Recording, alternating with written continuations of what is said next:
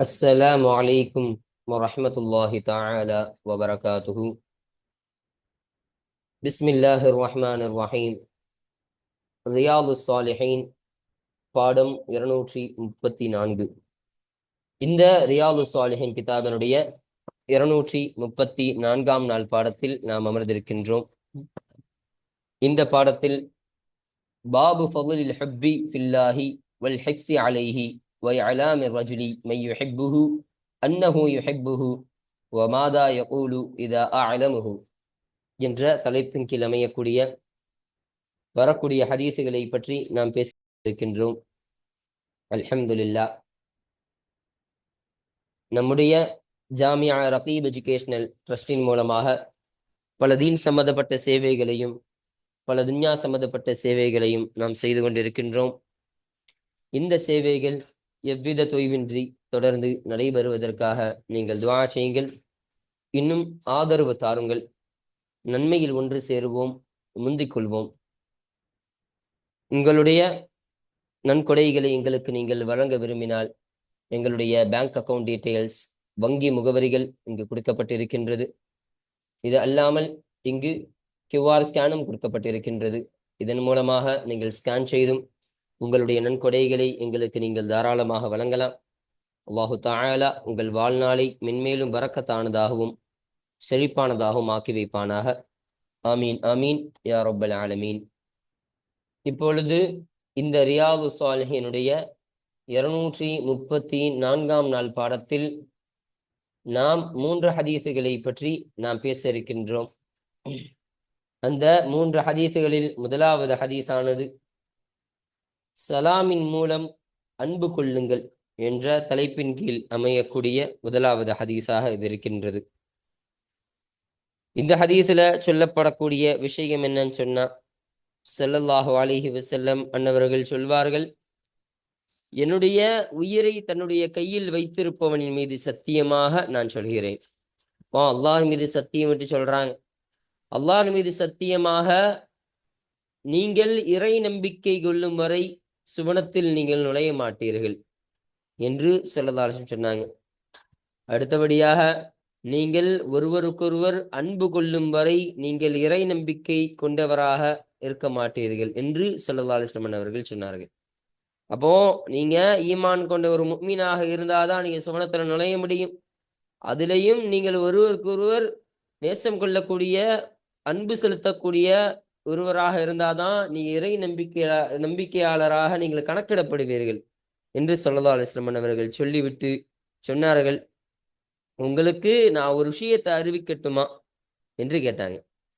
உங்களுக்கு நான் விஷயத்தை சொல்லி தரட்டுமான்னு கேட்டாங்க. அது என்ன விஷயம்னா, ஒருவருக்கொருவர் நீங்கள் எந்த விஷயத்தை செஞ்சா நீங்க ஒருவருக்கொருவர் அன்பு கொள்வீர்களோ அப்படிப்பட்ட ஒரு காரியத்தை, ஒரு விஷயத்தை உங்களுக்கு நான் சொல்லி தரட்டுமா என்று ஸல்லல்லாஹு அலைஹி வஸல்லம் கேட்டார்கள். கேட்ட உடனே சஹாபாக்கெல்லாம் சொல்லுங்கள் யார் ரசூலல்லாஹ் என்று சொன்னார்கள். அப்பொழுது ஸல்லல்லாஹு அலைஹி வஸல்லம் சொன்னாங்க, உங்களுக்கிடையே நீங்கள் சலாமை கூறிக்கொள்ளுங்கள் என்று ஸல்லல்லாஹு அலைஹி வஸல்லம் சொன்னாங்க. அப்போ ஒருவருக்கொருவர் நீங்கள் சலாம் சொல்வதன் மூலமாக ஒருவருக்கொருவர் நீங்கள் அன்பு பெற்றுக் கொள்ளலாம்.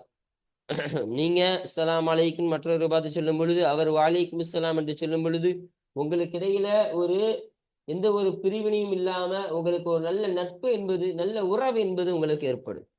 அப்போ என்னை பார்த்து அவர் சலாம் சொன்னாரு, நம்மளை பார்த்து அவர் சலாம் சொல்லிட்டாரு, அவர் நினைப்பாரு இவரை பார்த்து, நம்ம சொல்றதுக்கு முன்னாடி அவர் நம்மளை பார்த்து சலாம் சொன்னாரு, இப்ப நம்ம மீது அவர் அன்பாதான் இருக்கிறாரு போல அப்படின்னு ஒரு நல்லெண்ணம் கொண்டு ஒருவருக்கொருவர் அன்பு செலுத்தக்கூடியவராக ஆகுவார் இல்லையா? அப்போ இத்தகைய ஒரு விஷயம், அப்போ அந்த சலாமின் மூலமாக நீங்கள் அன்பை தேடிக்கொள்ளுங்கள், அன்பு பெற்றுக் கொள்ளுங்கள் என்று ஸல்லல்லாஹு அலைஹி வஸல்லம் அவர்கள் இந்த ஹதீஸின் மூலமாக நமக்கு சொல்லித் தந்தார்கள். இப்போ இதான் முதலாவது ஹதீஸ். இப்போ இரண்டாவது ஹதீஸாக வானவரின் கேள்வி என்ற தலைப்பின் கிழமையக்கூடிய இரண்டாவது ஹதீஸாக இருக்கு. அப்போ இங்கு ஸல்லல்லாஹு அலைஹி வஸல்லம் அவர்கள் சொல்லும் பொழுது ஒரு சம்பவத்தை சொன்னாங்க. ஒரு மனிதர் வேறு ஒரு ஊர்ல இருக்கக்கூடிய தன்னுடைய சகோதரரை பார்க்க சந்திக்கிறதுக்காக போறாரு. அப்படி போறாருன்னு சொன்னா, அவர் செல்லக்கூடிய அந்த பாதையில் அல்லாஹு தஆலா ஒரு மலக்கு, ஒரு வானவரை அல்லாஹு தஆலா அனுப்பி வைப்பானாம். அப்போ அவர் செல்லக்கூடிய அந்த பாதையெல்லாம் மலக்கும் தன்னுடைய அவர் கூடயே போற மாதிரி அல்லாஹு தாலா அனுப்பி வைப்பானாம். அப்போ அந்த சமயத்துல அந்த மலக்கு வந்து வேறு ஒரு உருவத்துல இருப்பாரு. மலக்கு என்பதை சொல்ல மாட்டாரு. அப்போ அந்த நிலையில அந்த நபரிடத்துல வந்து நீங்கள் பயன்படுத்தத்தக்க, அதாவது நீங்கள் பயன்படுத்துறதுக்கு தகுதியான ஒரு அருட்கொடை எதுவும் பெரிய விஷயம் உங்களுடைய சகோதரர்கிட்ட இருக்குதா அப்படின்னு கேட்பார். இப்போ முதலாவதாக நீங்க எங்க செல்றீங்கன்னு கேட்ட பொழுது அவர் சொல்லிடுவார், என்னுடைய சகோதரரை பார்க்க போயிட்டு இருக்கேன்னு. அப்போ அதை தெரிஞ்சுக்கிட்ட அந்த மலக்கு கேட்பாராம், நீங்கள் பயன்படுத்துற ஏதாச்சும் பெரிய பொருள் எதுவும் இருக்குதா அவர்கிட்ட அப்படின்னு கேட்ட உடனே, அப்படியெல்லாம் ஒன்றும் கிடையாது, எனக்கு என்ன அவர் என்கிட்ட அவர் எந்த ஒரு பொருளும் கிடையாது, எந்த ஒரு பணம் தொகை எதுவுமே கிடையாது, அவரை நான் அதுக்காண்டிலாம் பார்க்க போகல அப்படின்னு கேட்ட உடனே, அப்போ எதற்காக நீங்கள் செல்கிறீர்கள் என்று கேட்ட பொழுது அவர் சொல்லுவாராம், அல்லாஹ்வினுடைய விஷயத்துல அவரை நான் நேசிக்கக்கூடியவனாக இருக்கேன். அவர் ஒரு நல்ல ஒரு ஆளாக இருக்கிறாரு. அல்லாஹ் நேசிக்கக்கூடிய, அல்லாஹ்வுடைய நேசத்தை பெற்ற ஒரு ஆளாக அவர் இருக்கிறாரு. அதன் காரணமாக தான் அல்லாஹ் நேசிக்கக்கூடியவரை நானும் நேசித்து அவரை பார்க்க நான் செல்லக்கூடியவனாக இருக்கிறேன் என்ற ஒரு பதிலை அவர் கொடுத்தார். அப்ப அந்த மலக்கு சொன்னாங்களாம், நீங்கள் அவரை நேசிப்பது போல அல்லாஹ்வுடைய விஷயத்துல அவரை நேசிப்பது மாதிரியே அல்லாஹும் உங்களை நேசித்து விட்டான் என்று அந்த மலக்கு பதில் கூறிவிட்டு, நான் அல்லாஹ்விடமிருந்து வந்த ஒரு வானவர் தான் என்பதையும் அந்த மலக்கு சொன்னார். சொல்லிவிட்டு இந்த சுப செய்தியையும், அல்லாஹும் நீங்கள் நேசிக்கிறது மாதிரி அல்லாஹும் உங்களை நேசிக்கிறான் என்ற ஒரு விஷயத்தை அந்த மலக்கு அந்த நபரிடத்தில் சொன்னார்கள் என்ற இந்த செய்தியினை ஸல்லல்லாஹு அலைஹி வஸல்லம் அவர்கள் இந்த ஹதீஸின் மூலமாக நமக்கு சொல்லித்தரக்கூடியவர்களாக இருக்கின்றார்கள். அப்போ இதுதான் இரண்டாவது ஹதீஸ். இப்போ மூன்றாவதாக அன்சாரி தோழர்கள் என்ற தலைப்பின் கீழ் அமையக்கூடிய மூன்றாவது ஹதீஸாக இருக்கு. இப்போ இந்த ஹதீஸ்ல சொல்லப்படக்கூடிய விஷயம் என்னன்னா, ஸல்லல்லாஹு அலைஹி வஸல்லம் அவர்கள் அன்சாரி சஹாபாக்களை பற்றி பேசி கொண்டிருக்கக்கூடிய சமயத்துல அப்ப அவங்களுடைய விஷயத்துல சொன்னாங்களாம், இறை நம்பிக்கையாளரை தவிர, அதாவது ஈமான் கொண்ட ஒரு முஃமினை தவிர அன்சாரி சஹாபாக்களை யாரும் விரும்ப மாட்டாங்க. அப்ப ஈமான் கொண்டவர்கள் தான் அந்த அன்சாரி சஹாபாக்களை விருப்பம் கொள்ளக்கூடியவர்களா இருப்பார்கள். நயவஞ்சகர்களை தவிர அவர்களை யாரும், அவர்களின் மீது யாரும் கோபப்படவும் மாட்டார்கள் என்று சொன்னார்கள். அப்போ முனாஃபிகீன்கள், நயவஞ்சகர்கள் தான் அந்த அன்சாரி சஹாபாக்களின் மீது கோபம் கொள்ளக்கூடியவராக, வெறுப்பு கொள்ளக்கூடியவராக இருப்பாங்க. அவங்கள தவிர யாரும் வெறுப்பு கொள்ளக்கூடியவர்கள் அவர் மீது இருக்க மாட்டாங்க. முஃமின்கள் எல்லாம் அவர்களை விரும்பக்கூடியவர்களா இருப்பார்கள் என்று சொல்லதா சொன்னாங்க. அப்போ சொல்லிட்டு சொன்னாங்க, அவர்களை ஒருவன் விரும்பினால், அந்த அன்சாரி சஹாபாக்களை விரும்பினால் அவனை அல்லாஹு தஆலா விரும்பக்கூடியவனாக இருப்பான். அப்போ அந்த அன்சாரி சஹாபாக்களை அவர்களின் மீது ஒருவன் கோபம் பட்டால் அல்லாஹ்வும் அவன் மீது கோபப்படக்கூடியவனாக இருக்கிறான் என்று ரசூலுல்லாஹி ஸல்லல்லாஹு அலைஹி வஸல்லம் அவர்கள் இந்த ஹதீஸின் மூலமாக நமக்கு சொல்லித் தருவார்கள். அப்போ இன்றைய பாடத்தில் இந்த 3 ஹதீஸுகளை பற்றி மட்டும்தான் நம்ம பேச இருக்கிறோம். இப்போ இதற்கான தர்ஜுமாக்கள், அதனுடைய விஷயங்கள், கூடுதல் செய்திகள் எல்லாம் இந்த ஹதீஸ் வாசிக்கும் பொழுது இன்ஷா அல்லாஹ் நம்ம பார்ப்போம். அல்ஹம்துலில்லாஹ். இப்போ நம்ம கிதாபை பார்ப்போம். 378வது ஹதீஸ். இப்போ இந்த ரியாது ஸாலிஹின் கிதாபினுடைய 300 ஹதீஸுகள் இடம்பெறக்கூடிய வரிசையின் பிரகாரம் இது 378வது ஹதீஸாக இது இருக்கின்றது என்பதை நமக்கு சொல்லித் தருகிறார்கள். இப்ப இந்த ஹதீஸானது யாரை தொற்றும் அறிவிக்கப்படக்கூடிய ஹதீஸாக இருக்கின்றது என்றால் வான்ஹு. இந்த ஹூ ஆகிறது இதனுடைய லமீரு இதற்கு முன்னதான அந்த ஹதீஸுகளை அறிவித்த அபூ ஹுரைரா ரலியல்லாஹு அன்ஹு அன்னவர்களை பார்த்து மீளக்கூடியதாக இருக்கு. அப்போ அபூ ஹுரைரா ரலியல்லாஹு அன்ஹு அவர்களை தொட்டும் அறிவிக்கப்படக்கூடிய ஹதீஸாக இந்த ஹதீஸானது அமைகின்றது. கால அவர்கள் சொன்னார்கள், கால ரசூலுல்லாஹி ஸல்லல்லாஹு அலைஹி வஸல்லம், அல்லாஹுடைய தூதர் ஸல்லல்லாஹு அலைஹி வஸல்லம் அவர்கள் சொன்னதாக அபூ ஹுரைரா ரலியல்லாஹு அன்ஹு சொன்னார்கள். இப்ப ஸல்லல்லாஹு அலைஹி வஸல்லம் சொல்லுவாங்களாம், வல்லதி ஒருவனாகிறவன், அவன் எத்தகையவன், நப்சி பியதிஹி, எவனுடைய எதில் என்னுடைய உயிரானது இருக்குமோ அத்தகைய ஒருவன் மீது சத்தியமாக. அப்போ இந்த இடத்துல எதுக்கு நம்ம அல்லாஹுடைய எது என்பதாக அர்த்தம் வைக்கிறோம். எதுக்கான உண்மையான அர்த்தம் என்னன்னா கை என்பதாக அர்த்தம். இப்ப இந்த இடத்துல அல்லாஹுடைய கை என்பதாக நம்ம அர்த்தம் வச்சுட்டோம்னு சொன்னா தஜஸ்ஸும் உண்டாகிடும். இப்போ அல்லாஹ்விற்கு உடல் உறுப்புகள் இருக்கின்றது என்ற ஒரு தப்பான அகீதா, ஒரு தப்பான கொள்கை உள்ள வந்துடும். அப்போ அதனால இந்த இடத்துல நம்ம முன்னோர்கள் வைத்தது மாதிரியே அல்லாஹுடைய எது என்பதாக வைத்து கொண்டாலே சரியானதாக இருக்கும். அப்போ நம்ம அர்த்தம் வழங்கணும்னு சொன்னா அல்லாஹுடைய அதிகாரத்தில் என்பதாக எடுத்துக்கொள்ளலாம். அப்போ யாருடைய அதிகாரத்தில் என்னுடைய உயிரானது இருக்குமோ அத்தகைய ஒருவன் மீது சத்தியமாக. அப்போ ஸல்லல்லாஹு அலைஹி வஸல்லம் அன்னவருடைய உயிரானது யாருடைய அதிகாரத்தில் இருக்கின்றது? அல்லாஹு சுப்ஹானஹு வ தஆலாவுடைய அதிகாரத்தில் இருக்கக்கூடியதாக இருக்கின்றது.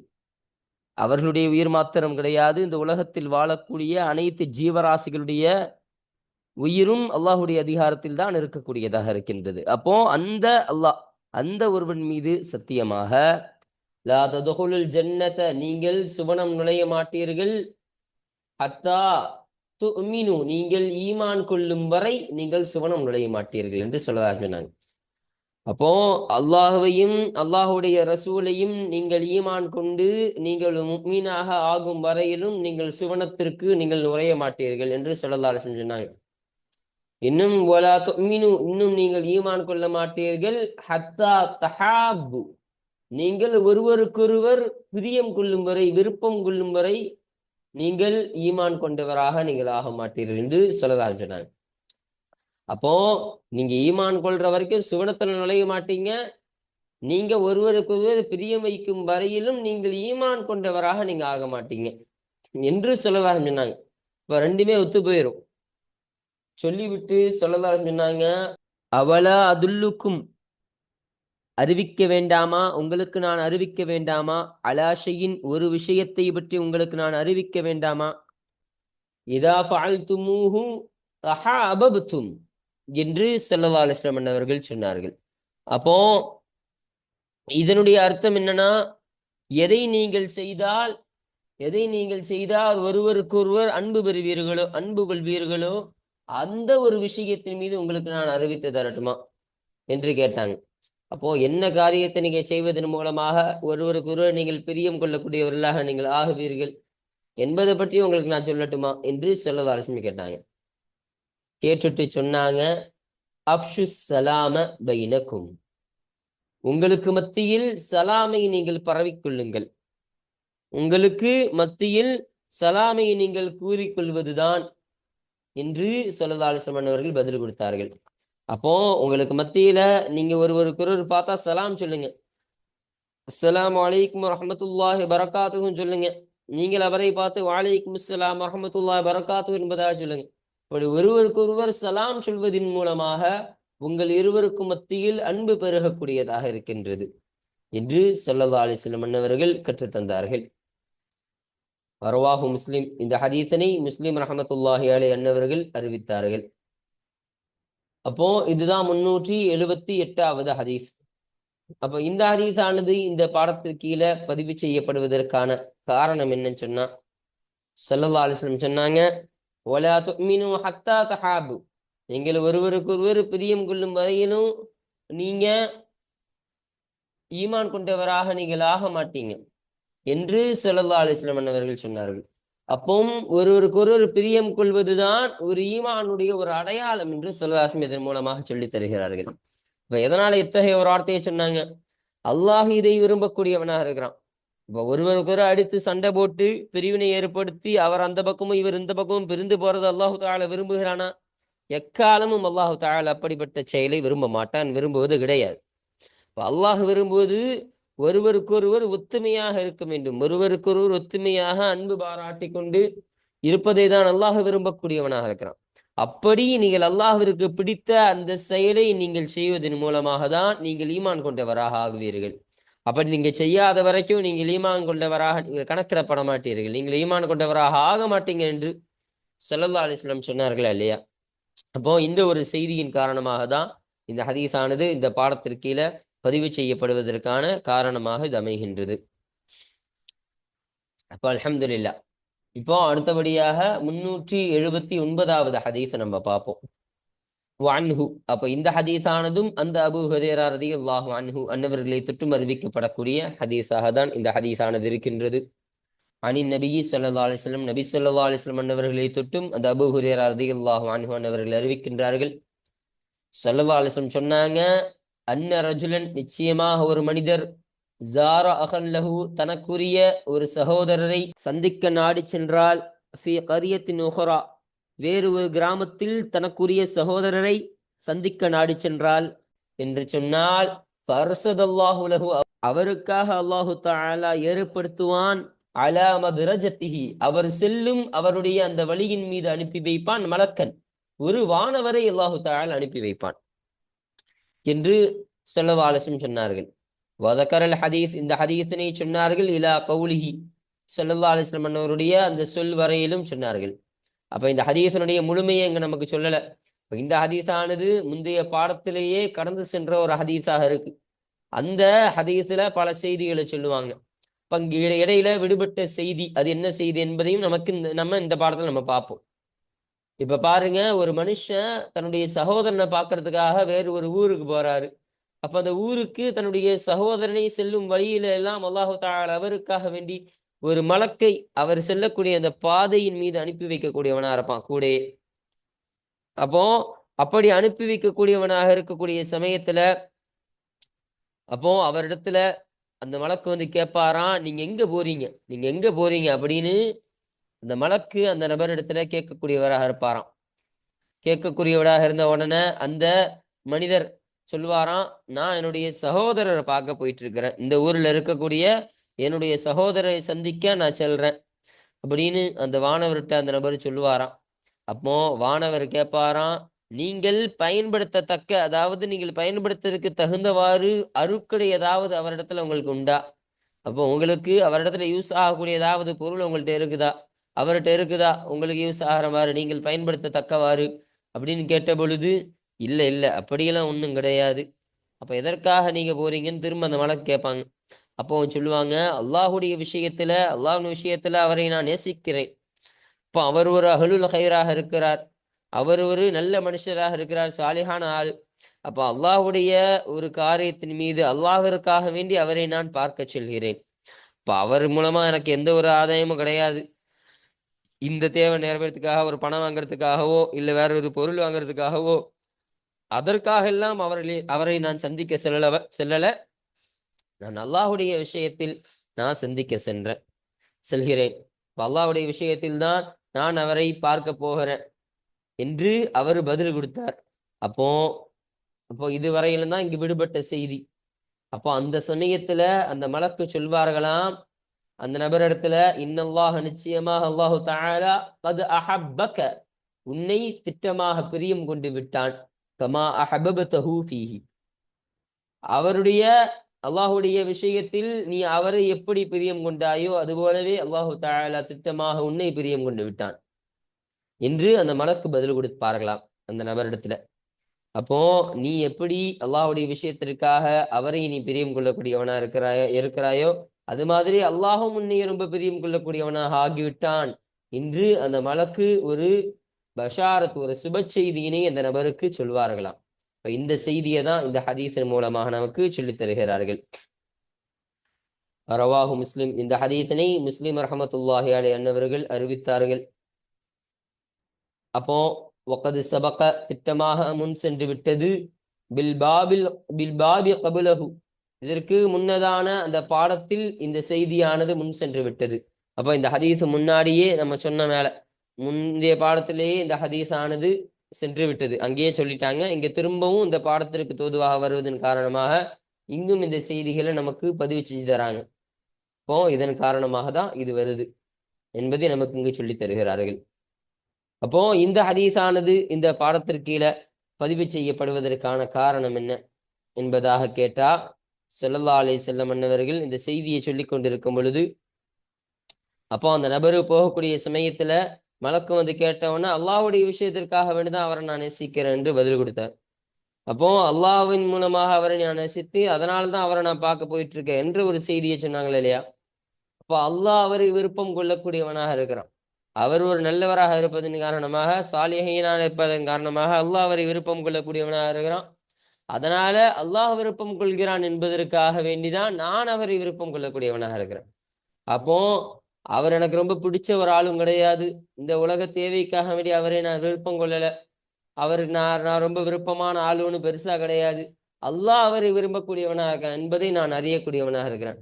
அப்ப அதன் காரணமாக அல்லாஹ் விருப்பம் கொள்ளக்கூடிய அந்த நபரை நானும் விருப்பம் கொள்ளக்கூடியவனாக இருக்கிறேன், என்னுடைய சகோதரனை என்று அவர் பதில் கொடுத்தார் இல்லையா இல்லையா. அப்போ இந்த ஒரு செய்தியின் காரணமாக தான் இந்த ஹதீஸானது இந்த பாடத்திற்கு கீழே வருவதற்கான காரணமாக இது அமைகின்றது. அல்ஹம்துலில்லாஹ். இப்போ இதுதான் 379வது ஹதீஸு. அடுத்தபடியாக 380வது ஹதீஸை நம்ம பார்ப்போம். இப்போ இந்த ஹதீஸானது யாரை தொற்றும் அறிவிக்கப்படக்கூடிய ஹதீஸாக இருக்கின்றதென்றால், வானில் பராய் இப்னு ஆஸிப் ரதியல்லாஹு அன்ஹுமா, ஆஸிப் ரதியல்லாஹு அன்ஹு அன்னவருடைய மகனான பரா ரதியல்லாஹு அன்ஹு அன்னவர்களை தொற்றும் அறிவிக்கப்படக்கூடிய ஹதீஸாக இந்த ஹதீஸானது அமைகின்றது. ரதியல்லாஹு அன்ஹுமா அவர்கள் இருவரை தொட்டும் அல்லாஹு தஆலா பொருந்திக் கொள்வானாக. அப்ப இந்த ஹுமாவுடைய தமீர் ஒன்று இந்த ஆஸிப் ரதியல்லாஹு அன்ஹு அன்னவர்கள், இன்னொன்று இந்த பரா ரதியல்லாஹு அன்ஹு அன்னவர்கள். அப்ப இந்த இரண்டு நபர்களை பார்த்து மீளக்கூடியதாக இருக்கின்றது. அப்ப அவர்கள் இருவரை தொட்டும் அல்லாஹு தஆலா பொருந்திக் கொள்வானாக. பாருங்க, அனின் நபி ஸல்லல்லாஹு அலைஹி வஸல்லம், நபி ஸல்லல்லாஹு அலைஹி வஸல்லம் அன்னவர்களை தொட்டும் அந்த பரா இப்னு ஆஸிப் ரதியல்லாஹு அன்ஹு அறிவிக்கின்றார்கள்.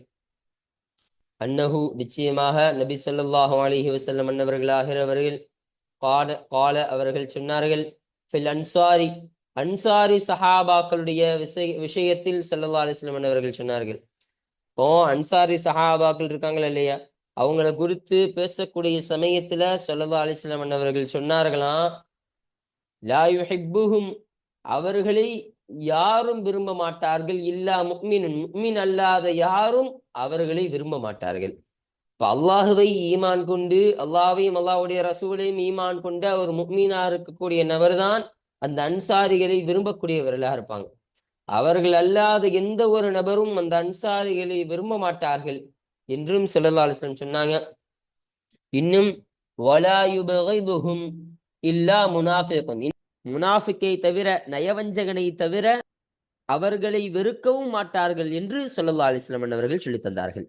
அப்போ முஃமின்கள் எல்லாம் அந்த அன்சாரிகளின் மீது கோபமோ அதிருப்தியோ கொள்ளக்கூடிய ஒரு சூழல் என்பது ஏற்படாது. அவங்கெல்லாம் அப்படி கொள்ள மாட்டார்கள்.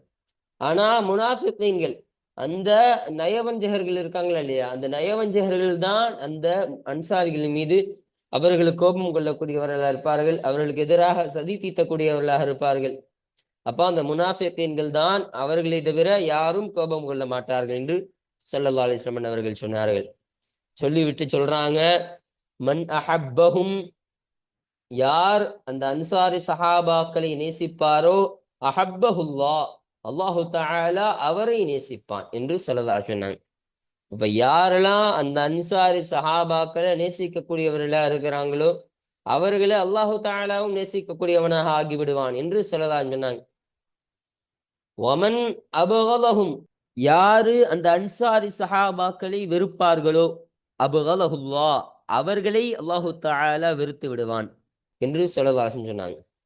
அப்போ அவர்களை விரும்புவது என்பது அல்லாஹு தஆலா விரும்பக்கூடிய ஒரு விஷயம். அப்போ அவர்களை அல்லாஹு தஆலா விரும்பக்கூடியவனாக இருக்கிறான். அதன் காரணமாக அவர்களை யார் விரும்புகிறார்களோ அவர்களை அல்லாஹு தஆலா விரும்புவான். அப்போ அவர்களை விரும்பாதவர்களை அல்லாஹு தஆலா வெறுக்கக்கூடியவனாக இருக்கிறான். அவர்களின் மீது கோபம் கொள்ளக்கூடியவர்கள் மீது அல்லாஹ் கோபம் கொள்ளக்கூடியவனாக இருக்கிறான். அதனால அவர்கள் மீது யாரெல்லாம் கோபம் கொள்வார்களோ அவர்களின் மீது அல்லாஹ்வும் கோபம் கொள்ளக்கூடியவனாக இருக்கிறான் என்ற ஒரு விஷயத்தை ஸல்லல்லாஹு அலைஹி வஸல்லம் அவர்கள் இந்த ஹதீஸின் மூலமாக நமக்கு அருமையாக சொல்லித் தந்தார்கள். பாருங்க, முத்தஃபகுன் அலைஹி, இந்த ஹதீஸானது புகாரி முஸ்லிம் ரஹ்மத்துல்லாஹி அலைஹிமா அவர்கள் இருவரும் இத்திஃபாக் செய்து சேர்ந்து அறிவித்த ஹதீஸாக இந்த ஹதீஸானது அமைகின்றது. அப்போ இந்த ஹதீஸானது இந்த பாடத்திற்கீழ பதிவு செய்யப்படுவதற்கான காரணம் என்னன்னு சொன்னா, இந்த ஹதீஸ்ல ஸல்லல்லாஹு அலைஹி வஸல்லம் அவர்கள் சொல்லும் பொழுது அல்லாஹ்வுடைய விருப்பத்தை சொன்னாங்க. அல்லாஹு தஆலா அந்த அன்சாரி சஹாபாக்களுக்கு என்று ஒரு தனி அந்தஸ்தை வச்சிருக்கிறான். அவர்களை அல்லாஹு தஆலா முழுமையாக விரும்பக்கூடியவனாக இருக்கிறான், விருப்பம் கொள்ளக்கூடியவனாக இருக்கிறான். அப்ப அதன் காரணமாக அல்லாஹ் விரும்பக்கூடிய அவர்களை யார் விரும்புகிறார்களோ அவர்களை அல்லாஹு தஆலா வெறுக்கக்கூடியவனாக இருப்பான். அதே மாதிரி அல்லாஹ் விரும்பக்கூடிய அவர்களின் மீது யார் கோபம் கொள்வார்களோ அவர்களின் மீது அல்லாஹ் கோபம் கொள்ளக்கூடியவனாக இருப்பான் என்ற ஒரு விஷயத்தை ஸல்லல்லாஹு அலைஹி வஸல்லம் அவர்கள் இந்த செய்தியில சொன்னாங்க, இந்த ஹதீஸ்ல சொன்னாங்க. அப்போ இது இந்த பாடத்தை சம்மந்தப்பட்ட ஒரு விஷயமா இருக்கு. இப்ப அல்லாஹ்விற்காக மஹப்பத்து கொள்றது, அல்லாஹ்விற்காக ஒரு விஷயத்தை வெறுக்கிறது. அல்லாஹ் விரும்பக்கூடிய காரியத்தை நம்மளும் விரும்பணும். அல்லாஹ் விரும்பக்கூடிய காரியத்தை எக்காலமும் வெறுத்து விடக்கூடாது என்ற ஒரு விஷயத்தை இதன் மூலமாக நமக்கு ஸல்லல்லாஹு அலைஹி வஸல்லம் அவர்கள் இங்கு பதிவு செய்து தருகிறார்கள். அப்போ இதன் காரணமாக தான் இந்த ஹதீஸானது இந்த பாடத்திற்கு கீழ பதிவு செய்யப்படுவதற்கான காரணமாக இது அமைகின்றது. அல்ஹம்துலில்லாஹ். அப்ப இதுதான் 380வது ஹதீஸ். அப்போ இன்றைய பாடத்தில் இந்த 378வது ஹதீஸ், 379வது ஹதீஸ், 380வது ஹதீஸ் என்ற இந்த 3 ஹதீஸுகளை குறித்தான செய்திகள், அதுல சொல்லப்பட்ட விஷயங்கள், தர்ஜுமாக்கள், இதை பற்றியெல்லாம் முழுமையாக நம்ம பார்த்து நிறைவு செய்து விட்டோம். அல்ஹம்துலில்லாஹ். இன்ஷா அல்லாஹ் அடுத்த பாடத்தில் இந்த 381வது ஹதீஸான இந்த ஹதீஸை குறித்த செய்திகள், அதுல சொல்லப்படக்கூடிய விஷயங்கள் என்னென்ன என்பதை பற்றியெல்லாம் இன்ஷா அல்லாஹ் நாம் அடுத்த பாடத்தில் நாம் பேசுவோம். வாஹிர் தஅவானா அனில் ஹம்துலில்லாஹி ரப்பில் ஆலமீன். அஸ்ஸலாமு அலைக்கும் வரஹ்மத்துல்லாஹி தஆலா வபரகாத்துஹு.